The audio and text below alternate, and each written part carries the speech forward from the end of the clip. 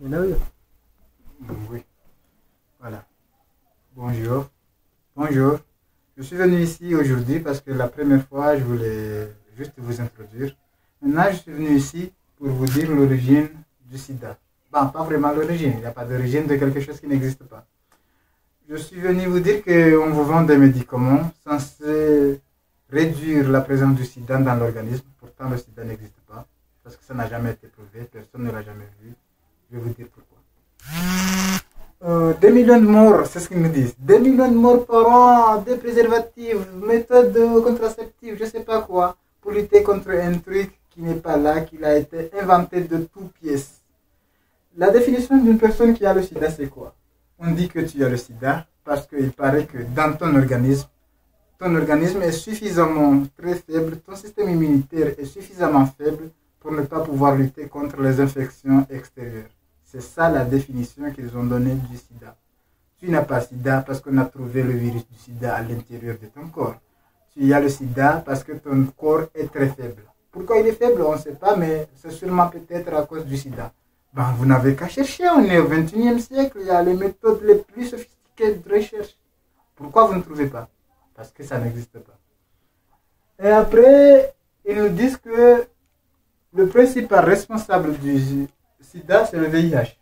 Ce méchant Bob Denard comorien qui vient s'attaquer plutôt Bob Denard de l'organisme, parce que Bob Denard comorien, il est mort. C'est un Bob Denard de l'organisme qui se donne comme tâche de tuer tous les anticorps T. Les anticorps T, ce sont les anticorps censés lutter contre le sida. Donc, à défaut de ne pas prouver l'existence du VIH, ils se sont rabibochés sur les anticorps T. Il y a des anticorps T. Ces anticorps T sont censés lutter contre le sida, donc forcément tu as le sida. C'est une armée de défense, ce n'est pas d'attaque. Vous avez l'armée de défense. Alors, ils sont où les envahisseurs? Non, il n'y a pas les envahisseurs, le VIH, mais il y a les défenseurs. Qu'est-ce qui vous prouve qu'eux, ils défendent le sida? Il y a des tas de maladies dans le monde. Vous ne savez pas ils se défendent contre quoi, donc vous dites que c'est le sida.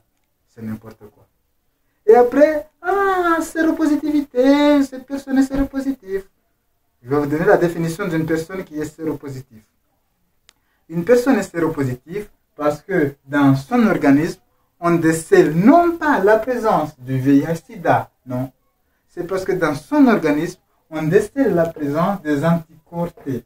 Ça veut dire les gardiens censés lutter contre le sida. On n'a jamais trouvé le VIH, mais on a trouvé les gens qui sont censés lutter contre le VIH. C'est une bonne nouvelle. Il n'y a pas d'agresseurs, mais il y a les défenseurs. Ça veut dire qu'il n'y a pas de maladie, il n'y a pas de problème. C'est normal qu'il y ait des défenseurs au cas où. Ils défendent contre des trucs, beaucoup de maladies, je ne sais pas pourquoi, mais ils sont là pour défendre. Défendre le VIH? Non, parce que le VIH, il n'a jamais été prouvé. Oui, d'accord. Sur une personne qui n'est pas atteinte du sida, c'est normal qu'on ne le voit pas. Mais pour ceux qui sont atteints, pourquoi on ne le voit pas? On voit seulement les défenseurs, on n'a jamais vu d'envahisseurs. Ça a été inventé de toutes pièces. Et je vais vous dire, on dit que cette personne a le sida parce que dans son organisme, on observe une charge virale élevée. Ça veut dire qu'une charge virale, c'est une sorte de paquet de virus qui sont dans ton organisme. Donc si ces paquets augmentent, ils sont dans un milliard de millilitres, par millilitre plutôt. Ça veut dire qu'il y a une acide nucléique, ils ont trouvé l'acide nucléique qui est en corrélation avec les rétrovirus.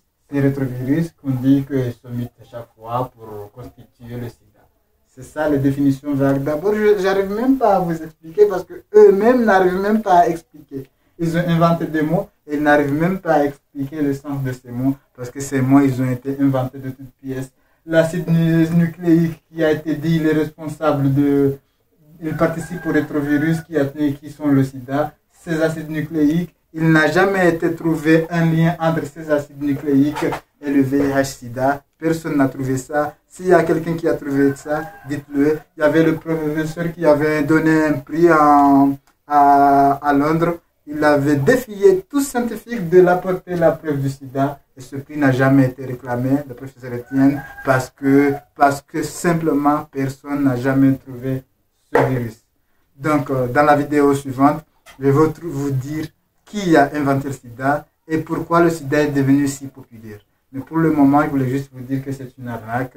Ça n'a pas été prouvé, ça n'existe pas et ça n'existera pas. Ne vous laissez pas intimider par toutes ces méthodes qui vous gâchent votre argent parce que le sida, c'est simplement un mythe. C'est comme le croque-mitaine. Au revoir.